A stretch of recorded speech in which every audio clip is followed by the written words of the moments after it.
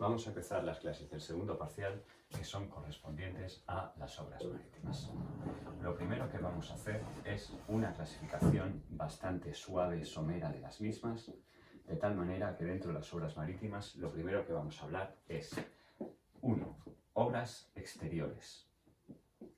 Y las obras exteriores las vamos a clasificar desde el punto de vista de su función y desde el punto de vista de su tipología.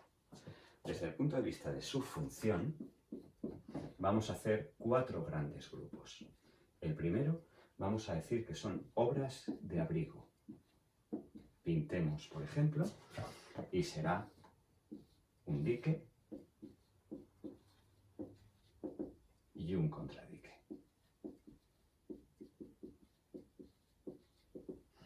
La segunda función va a ser la de encauzamiento.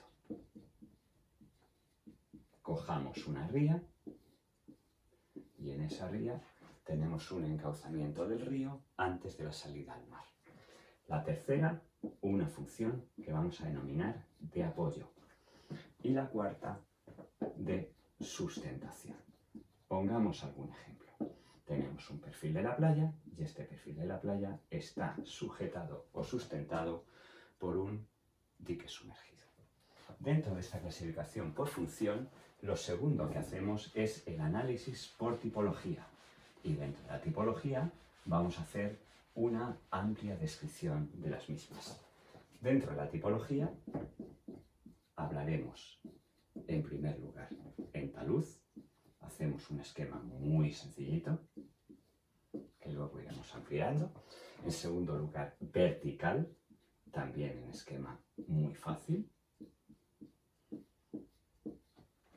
El tercero de ellos, mixto.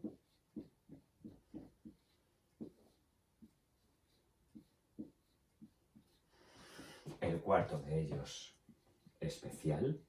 Ya los veremos a lo largo de la asignatura, como pueden ser los conos difusores o como pueden ser los diques con cuenco amortiguador. Y finalmente los diques de ingeniería de costas. Y dentro de los diques de ingeniería de costas tendremos claramente los espigones, los diques exentos, los diques arrecife y los diques sumergidos. Esta es la primera gran clasificación de las obras marítimas en cuanto al concepto de obra exterior. Segundo concepto que vamos a ver dentro de las obras marítimas en cuanto a su clasificación son las obras interiores. Obras interiores. Las obras interiores claramente tienen, como las anteriores, un protagonista, que es el buque. Y una función fundamental, que es el atraque y el amarre. ¿Qué es un puerto? Un puerto, desde el punto de vista de transporte, es un intercambiador modal. Y este intercambiador modal es transporte terrestre, transporte marítimo, mercancías y pasajeros. Y para eso, ¿qué necesitamos? Una obra de atraque y amarre. Esa es la función, y esta función se puede realizar mediante muelles, mediante pantalanes o mediante duques de alba. Al igual que en la vez anterior, vamos a colocar algunos ejemplos representativos para poco a poco ir asimilando la tipología de las secciones tipo. En primer lugar, supongamos una estructura que vamos a llamar en atraque continuo. En atraque continuo. Aquí tenemos la línea de muelle, el barco, tenemos un largo de proa, un largo de popa, tenemos los traveses y los sprints para conseguir el atraque y el amarre de la embarcación en atraque continuo. El segundo caso, tenemos una estructura que es de atraque discontinuo,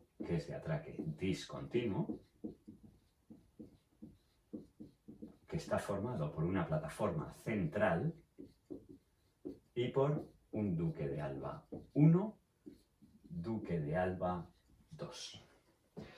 Esto es desde el punto de vista de la función y desde el punto de vista de la tipología tendremos en función de los muelles, pues podremos hablar de gravedad y dentro de la gravedad tendremos muelles de bloques, de cajones, de hormigón sumergido. Tendremos que funcionan por rozamiento, pilotes, tablestacas, una amplia gama donde existe una interacción no solamente de la estructura, sino con el terreno, dado que el problema es tremendamente geotécnico. El tercer tipo de estructura que vamos a ver, o de obra, mejor dicho, son las obras auxiliares. Estas obras auxiliares son denominadas obras de servicio al buque. Y dentro de las obras de servicio al buque tenemos muchísimas, entre ellas las gradas, los graderíos, el sincro, el travel, la boya, los sistemas de boyas, etc. ¿Qué hemos querido hacer en esta primera parte descriptiva de este segundo parcial? Hacer un abanico de obras, y este abanico de obras las hemos clasificado en tres grupos: obras exteriores, obras interiores y obras de servicio al buque. Una vez hecho esto, vamos a empezar con un tipo de obra que es clásica dentro del esquema histórico español, que son los diques en talud. Y todas las obras las vamos a ver igual. Primero, vamos a empezarlas con un dibujo. Vamos a pintar un dique en talud para tener claramente el concepto de lo que es.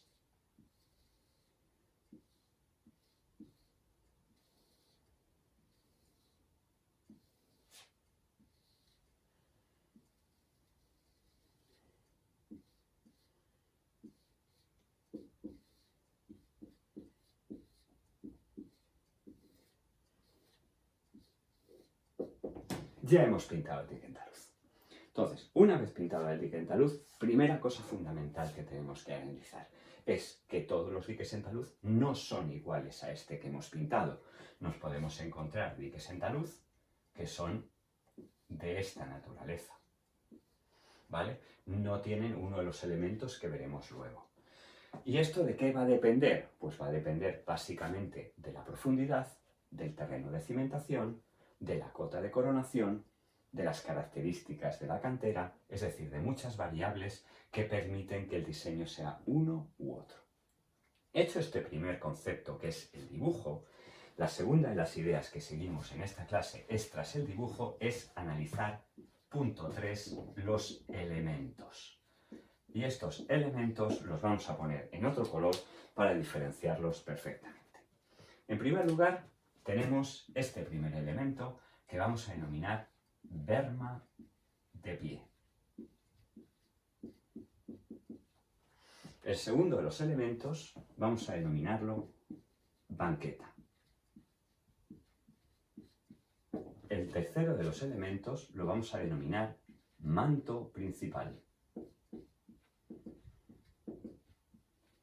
El cuarto elemento lo vamos a llamar filtro. El quinto elemento va a ser núcleo o todo uno. El siguiente va a ser el espaldón. Y finalmente vamos a tener un talud interior. Como hemos dicho antes, nos podemos encontrar un dique, borramos y lo pintamos en esta parte de la pizarra, nos podemos encontrar un dique donde solamente tengamos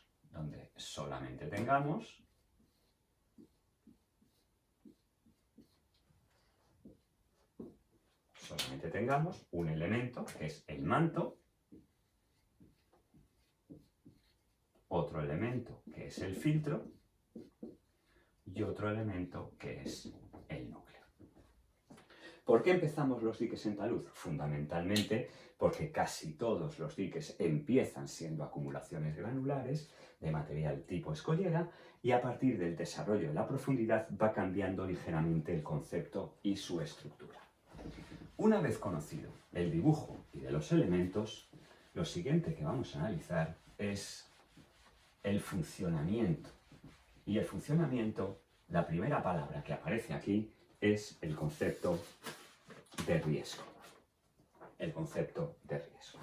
Punto número 4, riesgo.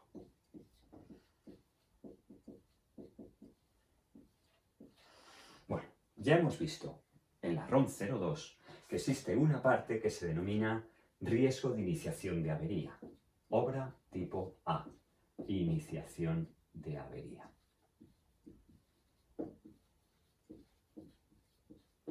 Bueno, pues entonces, este tipo de obra se van a caracterizar por ser deformables, ser flexibles, tener un fallo gradual y la palabra más importante de toda, es un dique que avisa su avería, ¿vale? Es como un flan cuando lo sacamos del molde. Y ese flan, cuando lo sacamos del molde, evidentemente puede quedarse perfectamente estable o puede perder alguno de los elementos, pero poco a poco tiene un comportamiento que predice que va a tener una estabilidad muy prolongada, una estabilidad parcial hasta que entra en grado de inestabilidad. Es una obra que se caracteriza porque avisa su avería, deformable, flexible y de fallo gradual. Con este concepto vamos a ver cómo lo tratan la ROM. Punto 5, vamos a ver cómo lo tratan la ROM. Punto 5, cómo lo tratan la ROM.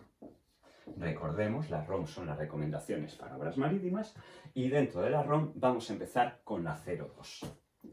Con la 02, que es la 0290, acciones en el proyecto de obras marítimas y portuarias.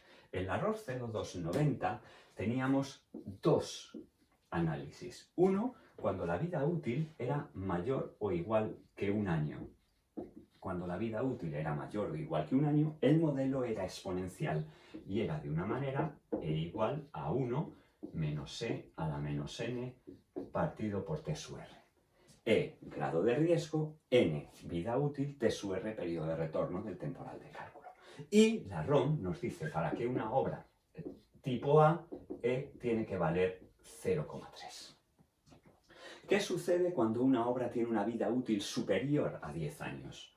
Cuando una vida útil es superior a 10 años, utilizamos el modelo de Borman, que es 1 menos 1 partido por t sub r elevado a la n, que es el modelo de Borman, donde n está en una tabla en función de interés general del Estado o de carácter industrial específico, y e está en otra tabla en función de la repercusión económica, y en función de las vidas humanas. Ahora pondremos unos ejemplos. Seguimos. ¿Qué sucede si utilizáramos, en vez de la ROM 0290, la 002001? Si utilizamos la 002001, estamos ante también los tradicionales conceptos de IRE e ISA. IRE, índice de repercusión económica, que teníamos tres niveles, R1, R2 y R3, donde R1 es bajo, medio y elevado, y donde la vida útil era 15 años, 25 años y 50 años. El IRE nos da N. Y el ISA, y impacto social y ambiental, nos da la probabilidad de fallo. Solamente pondré tres de las cuatro. S1, S2 y S3, muy bajo, bajo y medio, y las probabilidades de fallo son 0,2, 0,10 y 0,01. Y nos da las probabilidades de fallo. ¿Qué solemos hacer? Pues solemos hacer que los diques en talud están en esta parte y los subrayamos perfectamente para que os quede muy claro que generalmente ante las oscilaciones del mar el dique tiene unas ISA bajo o muy bajo y generalmente el talud lo tomaremos 0,2. Con esto podemos calcular el periodo de retorno del temporal de cálculo y el periodo de retorno del temporal de cálculo es menos n partido por el neperiano de 1 menos p sub f. Tenemos una tercera recomendación y esta tercera recomendación es la ROM 10-2009 y en la ROM 10-2009 vamos a apuntarla, la 010-2009, tenemos una tabla que nos da las vidas útiles en función del tipo de obra. Ejemplo, regeneración de playas, 15 años.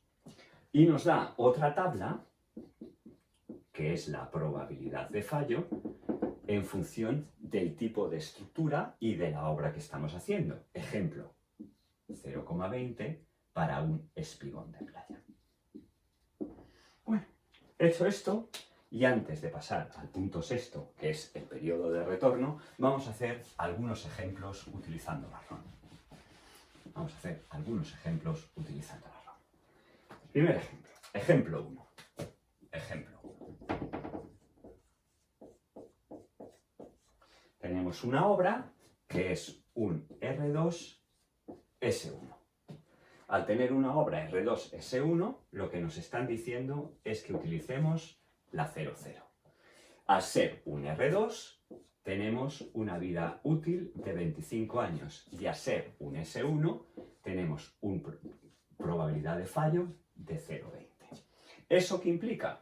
Que el periodo de retorno del temporal de cálculo es menos n partido por el neperiano de 1 menos p sub f y saldrá menos 25 neperiano de 1 menos 0,2. Vamos a poner otro ejemplo.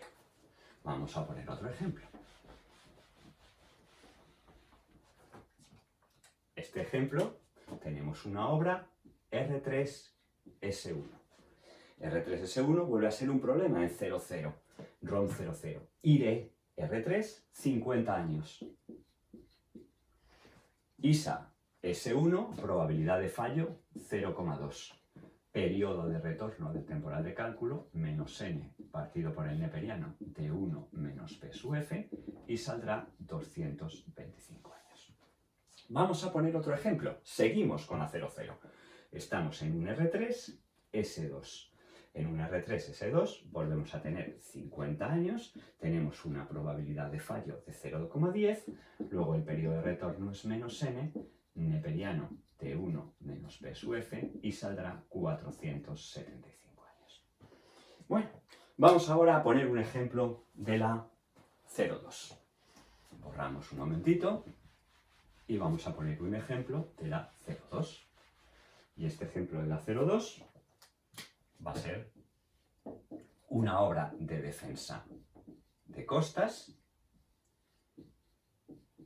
Leemos la leyenda de la tabla y al ver la leyenda de la tabla nos damos cuenta que es una obra de interés general del Estado, de carácter local y por tanto tiene una vida útil de 25 años. Vamos a suponer dos cosas. Es una obra tipo A, riesgo de iniciación de avería, y lo siguiente que vamos a hacer es repercusión económica media. En cuanto a repercusión económica, pongo RE, repercusión económica, e inutilización por vidas humanas, pérdida de vidas humanas no esperable. No esperable. ¿Vale? Vamos a la tabla y vemos que el grado de riesgo es 0,30. Aplicamos el análisis de Borman, 0,30 es igual a 1 menos 1 partido por T sub R elevado a la n. N ya hemos visto que es 25 años, borramos y sustituimos esta n por 25 años, y automáticamente tenemos que T sub R está en el entorno de 70 años. ¿Qué vemos? Que las obras de ingeniería de costas presentan un periodo de retorno mucho más bajo que las obras de interés general del Estado de carácter nacional. Bueno, continuemos. Una vez visto este primer ejemplo, ahora lo que vamos a hacer es referirnos a otra relación entre el periodo de retorno y la vida útil. Entre el periodo de retorno y la vida útil. Punto 6. Y vamos a hacer lo siguiente. Punto 6. Vamos a hacer una relación entre el periodo de retorno y la vida útil. Y para eso vamos a utilizar una expresión muy sencilla que es T sub R es igual a alfa por n. Y en el caso de los diques en talud, alfa debe pertenecer al intervalo 1, 5. Vamos a verlo con los ejemplos anteriores. Ejemplo 2.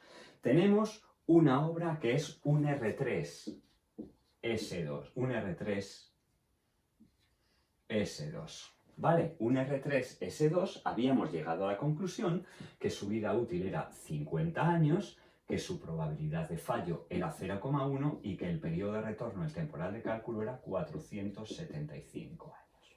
¿Vale? En este caso, fijaros, esta obra no está en lo que hemos marcado antes en azul, que era 0,2 de probabilidad de fallo. Luego probablemente esto sea un dique vertical, no sea un dique en talud. Porque este periodo de retorno que hemos alcanzado es muy grande para una obra deformable. Cojamos el ejemplo, por tanto, de R3S1.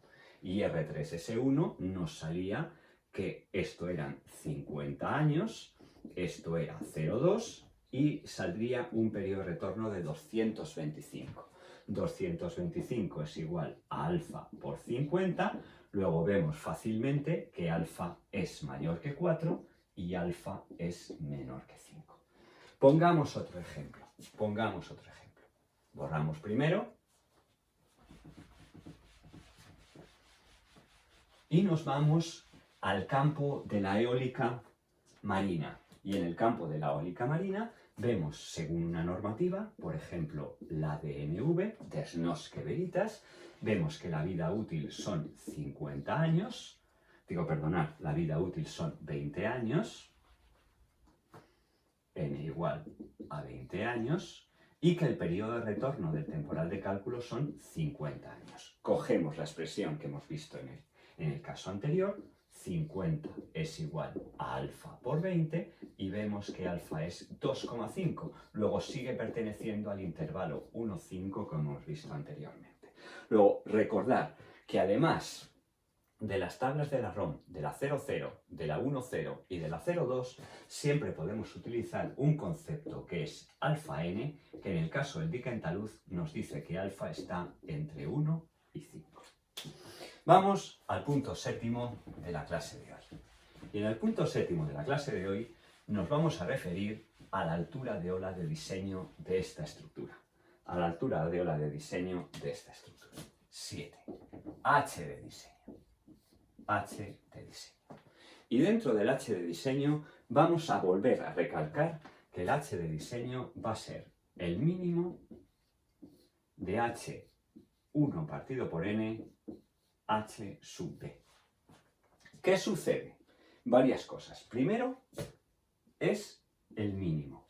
Luego veremos los ejemplos para resolverlo y que no haya dudas. Segundo, H1 partido por n. ¿Por qué ponemos H1 partido por n? Porque dependerá de la expresión de diseño, dependerá de la expresión de cálculo. ¿A qué quiere decir esto? Bueno, la expresión de cálculo, por ejemplo, si utilizamos la fórmula de Van der Meer, esta expresión estará basada en la altura de ola significante. Si utilizamos la fórmula de Vidal, esta expresión estará basada en un H sub 50. Si utilizamos la fórmula de Hudson, estará basada en H un décimo. ¿Vale? En este curso, lo que vamos a utilizar es una H de diseño, que es el mínimo de H un diezavo H sub B, porque las expresiones de Vidal y de Hudson, la de Vidal, de Van der Meer, etcétera, las veremos en cursos más avanzados de ingeniería marítima. Bueno, ¿qué era la H1? La H1 nosotros la hemos calculado a partir de 1,27 H1 asociado a S1. Asociado a S1. ¿Vale? ¿Por qué? Porque hemos utilizado la ROM 00. ¿Vale? Y por supuesto, esto implica que es una ola extremal. ¿Para qué hemos hecho todo el cálculo del periodo de retorno? Hemos hecho todo el cálculo del periodo de retorno para tener un valor así. Imaginaros que nosotros tenemos un régimen extremal de oleaje en el punto objetivo. Aquí tenemos el periodo de retorno, aquí tenemos el régimen, hemos introducido el periodo de retorno que nos ha salido y tenemos la H1 partido por M correspondiente. ¿Vale? Si en vez de coger esta H1 partido por M, escogiéramos la H de rotura, la H sub B, por tener un dique a gran profundidad, imaginaros que la H de rotura fuera esta, H sub B, y esta H sub B estaría asociada a un periodo de retorno enorme, muy superior al que hemos decidido a partir de la ROM 00, ROM 02 o ROM 10. Por eso, en este caso, hemos escogido el mínimo. Ahora vamos a ver el segundo caso, cuando el mínimo sea H sub B. Cuando el mínimo sea H sub B, estamos evidentemente ante el caso de la rotura, gamma sub B por H. ¿Y qué sucede? Lo que sucede es que si nosotros tenemos una lámina de agua aquí de este valor H, la ola más grande que cabe es la limitada por fondo, H sub B por H. Ejemplo, si nosotros tenemos una H, un diezavo de 15 metros y tenemos un fondo de 5 metros, la ola de 15 metros no cabe en 5 metros. ¿Por qué? Porque se tiene que romper. Se tiene que romper. Por tanto, la ola de rotura estará en el entorno de gamma sub B por 5, en el entorno de 4 metros. ¿Vale? Por eso, en el segundo de los casos, cuando la H1 calculada por régimen no cabe, existe limitación por rotura, el mínimo es H sub B. Esa es la explicación por la cual utilizamos el mínimo entre estas dos olas. Bueno, visto esto, ya estamos en predisposición, ya hemos repasado lo más importante de casi todas las ideas básicas de obras marítimas antes de empezar a calcular cada uno de los elementos que forman parte de esta estructura. Y muchas veces se empieza a calcular por el manto, pero llevamos muchos años empezando a calcular a partir de la cimentación.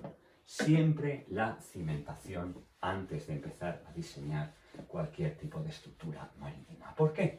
Porque estamos sobre el suelo y al estar sobre el suelo, además, es un elemento que no vemos porque no podemos separar el mar. Luego, entonces, punto 8, vamos a empezar por la cimentación. ¿Vale?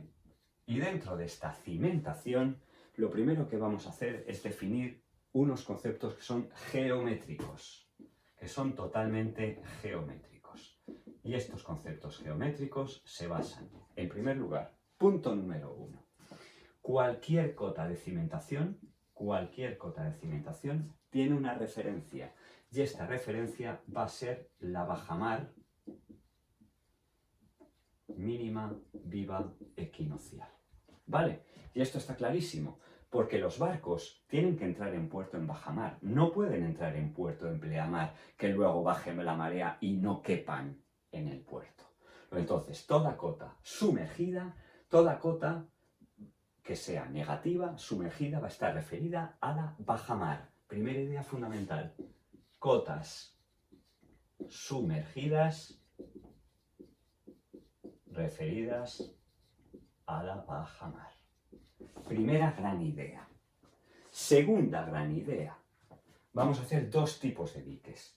Los vamos a llamar diques en aguas someras y diques en aguas profundas. ¿Qué entendemos por uno y por otro?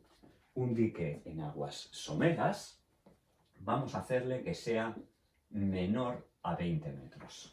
Y un dique en aguas profundas, vamos a hacer que sea mayor o igual que 20 metros. ¿Por qué esto es tan importante? Esto es tan importante, volvemos a repasar la sección inicial de la estructura,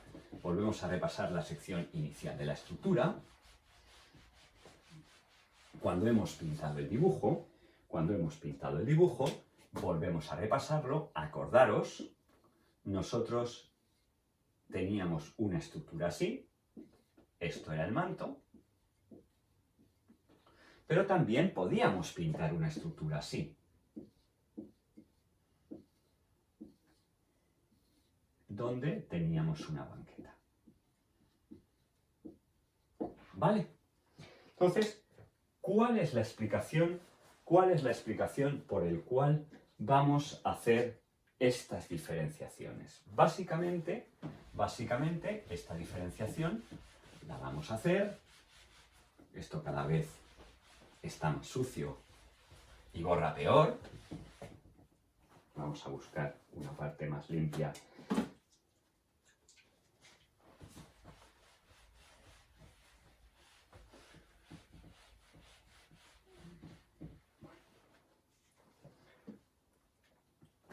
Entonces, si el dique lo vamos a llamar en aguas someras, vamos a utilizar las recomendaciones de la British Standard Institution, y en la British Standard Institution nos dicen que respecto de la bajamar tenemos que poner manto hasta 1,50 H/S. ¿Esto qué implica? Que cuando nosotros pintemos un dique, esta va a ser la banqueta, ¿vale? Y el manto tiene que llegar hasta esta profundidad. Aguas someras. Luego, entonces, esta profundidad que llamaremos H sub T y esta profundidad que llamaremos H, entonces, en aguas someras, H sub T será 1,50 por la H sub S. ¿Qué sucede si estamos en aguas profundas? Si estamos en aguas profundas, vamos a hacer lo mismo, ¿vale? Nuestra cota es la bajamar mínima viva equinoccial. Tenemos aquí nuestra profundidad H, y tenemos que poner banqueta, hasta 2 H sub S. ¿Vale? Aquí vendría la banqueta y de aquí para arriba vendría el manto. ¿Vale? Fundamental. Tenemos dos conceptos básicos en la banqueta. Primero, referencia bajamar. Y segundo, si el dique está en gran profundidad o si el dique está en aguas someras, tendremos que colocar manto hasta una determinada profundidad y podremos cambiar de pieza a partir de esa profundidad. Vamos a hacer el ejemplo 3 para intentar resolverlo de una forma muy sencilla.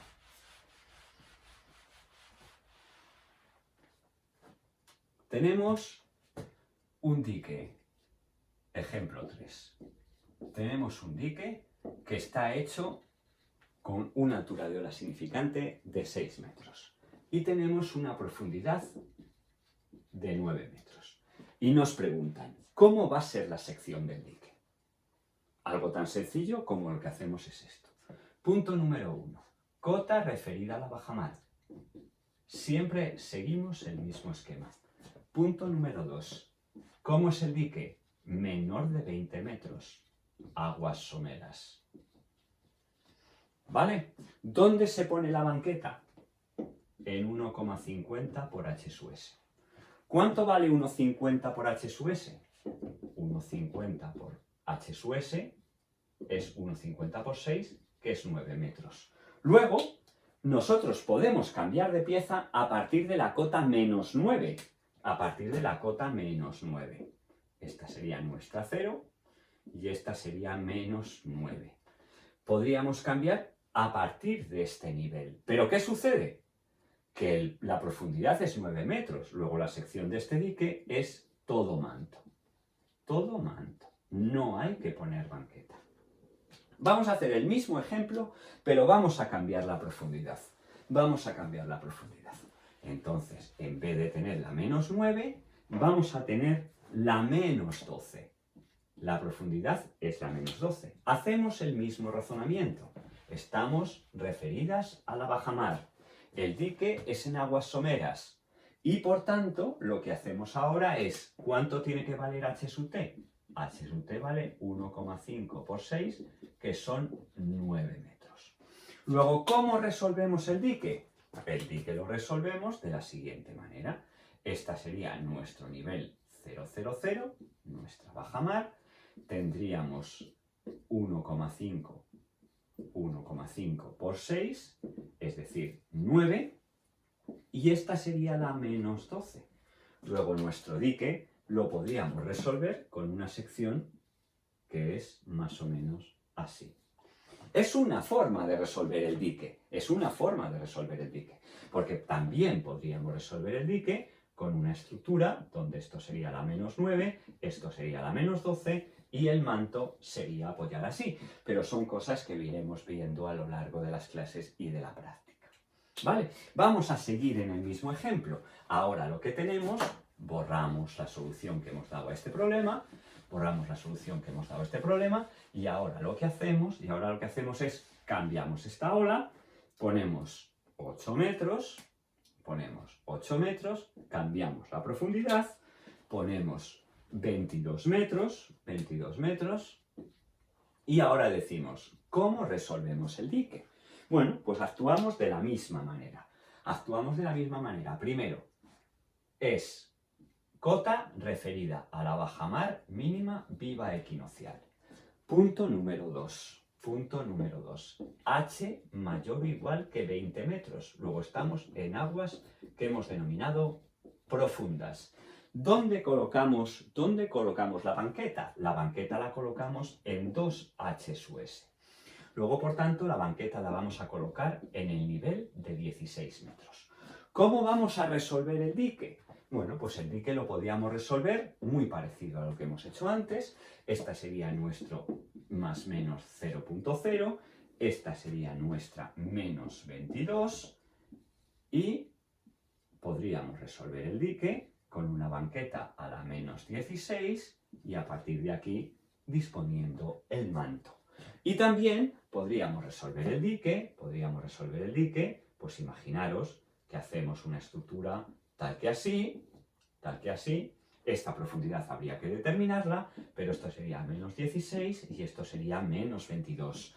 También podríamos resolver el dique, esta sería la menos 22, esta sería la menos 16 y el manto podría apoyar directamente sobre esta acumulación granular a nivel de 16 metros. Como podéis observar, los diques son todos diferentes y la forma de resolver la estructura es distinta y pueden ser todas absolutamente válidas. Vamos a poner un cuarto ejemplo, vamos a actuar al revés. Y cuando actuamos al revés, fijaros cómo se puede poner un problema de la nada. Tenemos un dique, ejemplo 4, tenemos un dique que está en gran profundidad, palabra fundamental, y tiene su banqueta en el nivel 22 metros, Y nos piden calcular el manto. No nos han dado ninguna idea más, nada más que esta. Pero nos han dicho una cosa, dique a gran profundidad. Si el dique está a gran profundidad, ¿dónde ponemos la banqueta? En H sub t igual a 2H sub S. ¿Pero cuánto vale H sub t? 22 metros. Luego 22 es 2 por H sub S. Luego H sub S será 11 metros. Fijaros de qué forma tan sencilla viene disimulada la altura de ola para el cálculo del manto de un dique. Esta ha sido la primera idea con relación a la geometría de la estructura. Concretamente del elemento banqueta. Geometría. Ahora vamos a pasar punto 9, vamos a pasar al cálculo del peso de la banqueta. Al cálculo del peso de la banqueta, ¿vale? El cálculo del peso.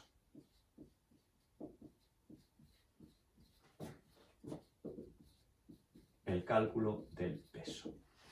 Bueno, ¿y qué hacemos en el cálculo del peso? Bueno, pues en el cálculo del peso vamos a suponer varias ideas que son fundamentales. Primero, vamos a pintarnos una estructura cualquiera, una estructura que cuando vais a la playa veis que está formado por elementos y estos elementos tienen un peso W en toneladas, ¿vale? Luego vamos a hacer el cálculo de uno de los elementos y vamos a suponer que son piezas cúbicas. Vamos a suponer que son piezas cúbicas. ¿De acuerdo? ¿Cuál es el volumen del cubo? El volumen del cubo es su arista al cubo. ¿Vale? Vamos a calcular el peso. Pues W por D al cubo será igual, gamma por D al cubo será igual a W, donde gamma es toneladas metro cúbico por metro cúbico nos dará toneladas. ¿Vale? Luego entonces ya sabemos que W es igual a gamma por D cubo, o D es la raíz cúbica de W partido por gamma. Ya aparece el concepto de gamma, y gamma va a depender de la naturaleza de la pieza. ¿Por qué va a depender de la naturaleza de la pieza? Porque la escollera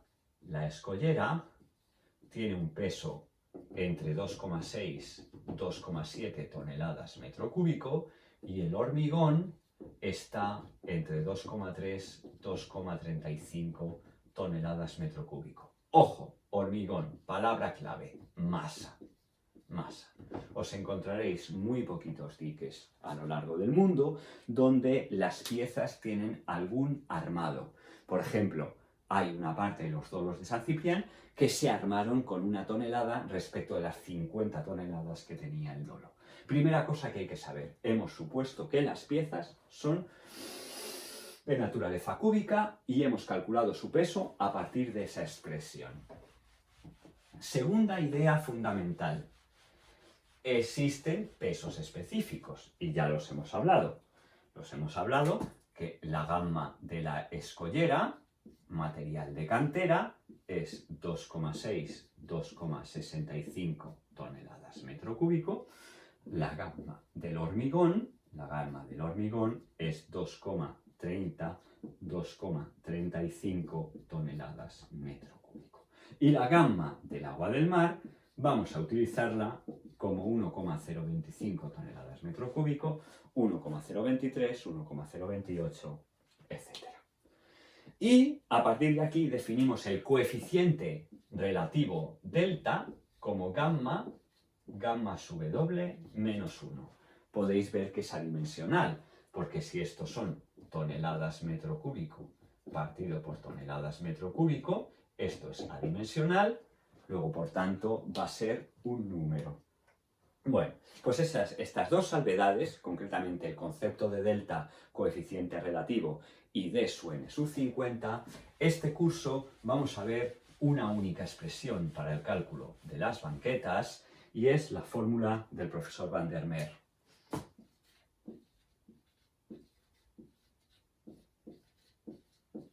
¿Vale? Y esta fórmula del profesor Van der Meer, lo primero que vamos a hacer es pintar la geometría de la sección. ¿Cuál es nuestro nivel de referencia? Nuestro nivel de referencia es la bajamar mínima viva equinoccial. Esto es lo que vamos a denominar H. Esto es lo que vamos a denominar H sub T.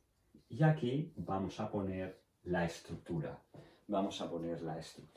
¿Vale? ¿Cuál es el objetivo? El objetivo es calcular el peso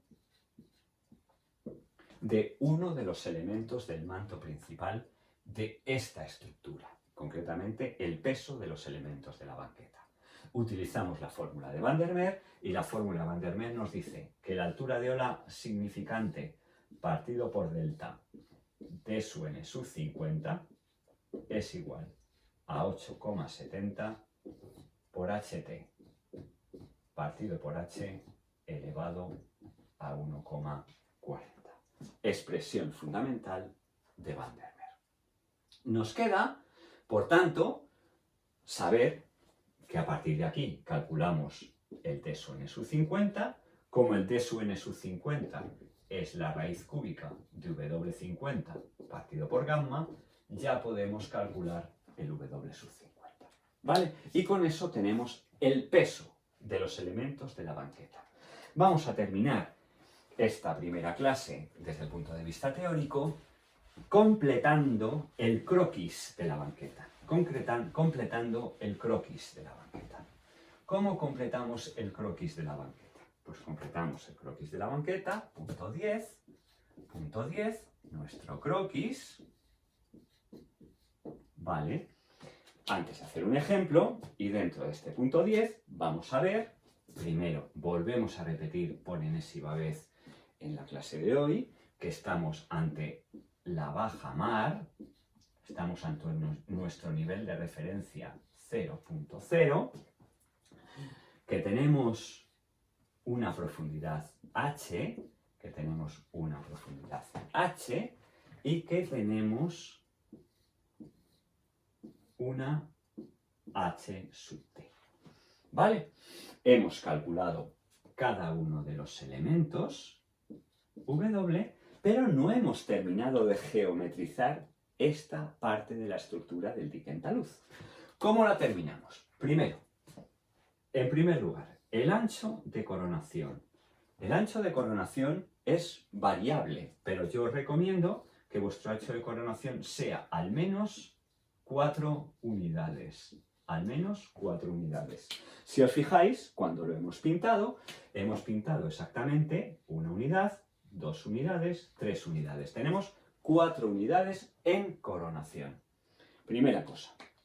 Segunda, vamos a intentar que estos taludes sean taludes de vertido directo. ¿Por qué son taludes de vertido directo? Porque generalmente el procedimiento constructivo va a ser por mar. Este va a ser un barco que vamos a llamar gánguil. Este gánguil va a hacer un vertido por fondo y este vertido por fondo va a ser la banqueta. ¿Vale? De tal manera que estos ángulos están muy relacionados con el ángulo de rozamiento interno y son ángulos de vertido directo. ¿Vale? Estos ángulos pueden ser 5 horizontal, 4 vertical, 3 horizontal, 2 vertical, 4 horizontal, 3 vertical, etc. Pero que sean vertidos directos. De tal manera que con esto ya tenemos geometrizada la banqueta, porque tenemos la h sub t, si es dique en gran profundidad, dique en aguas someras, tenemos la fórmula de Van der Meer para el peso, tenemos los taludes de vertido directo y con esto podemos hacer un ejemplo de calcular la banqueta directamente. Vamos al ejemplo de cálculo de la banqueta y con este ejemplo de cálculo de la banqueta cortamos para la clase siguiente. Tenemos ejercicio 1. Tenemos un dique que está en 25 metros de profundidad y tenemos una altura de ola de diseño que son 10 metros. Y nos dicen, oye, diséñate la banqueta de cimentación de este dique andaluz. Algo tan sencillo como lo siguiente. Primero, ¿es dique a gran profundidad? Nos empezamos a hacer preguntas. ¿Es dique a gran profundidad? Contestación, sí. Luego, por tanto, h mayor o igual que 20, dique gran profundidad. Segunda pregunta que nos hacemos. Si el dique es a gran profundidad, ¿cuánto vale h sub t? Pues h sub t sabemos que es 2h sub s. Luego entonces, si es 2h sub s, h sub t estará en 2 por 10 igual a 20 metros. Vamos a hacer, borramos, pero vamos a hacer el primer dibujo relacionado con esto. Vamos a hacer el primer dibujo relacionado con esto.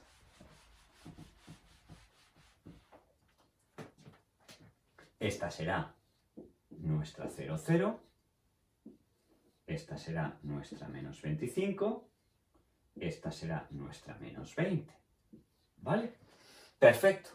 ¿Cuál es nuestro siguiente paso? Vamos a aplicar la expresión de Van der Meer. 10, que era la altura de ola significante, partido 2,65, 1,025 menos 1, que es el coeficiente relativo de pesos específicos, por d sub n sub 50, que es el diámetro nominal medio de las piezas. Acordaros, tenemos que poner 4 piezas, ¿vale? Será igual a 8,7 h sub t, que hemos quedado que era 20, partido por 25 elevado a 1,4. Hacemos operaciones y nos sale un d sub n sub 50, que es 0,93 metros, y un w sub 50, que sale 2,3 toneladas. Evidentemente, en una cantera, tú no le puedes decir a un tío, oye, dame una piedra de 2,3 toneladas, te mirará como si fueras un extraterrestre. Entonces, lo más lógico es que nosotros planteemos una cimentación que esté formada por un ancho en coronación en el entorno de 4 metros, esté formada por taludes de vertido directo en el entorno de 3 medios y que esté formada por una piedra entre 2,5 y 3 toneladas. ¿Por qué ponemos entre 2,5 y 3 toneladas? En primer lugar, estamos del lado de la seguridad. Y en segundo lugar, es más fácil localizar piedras de estas características antes de que localizar piedras de 1,7 toneladas a 2,1 toneladas. Bueno, aquí cerramos la primera clase y continuamos después. Tigre, la primera clase ya la he acabado.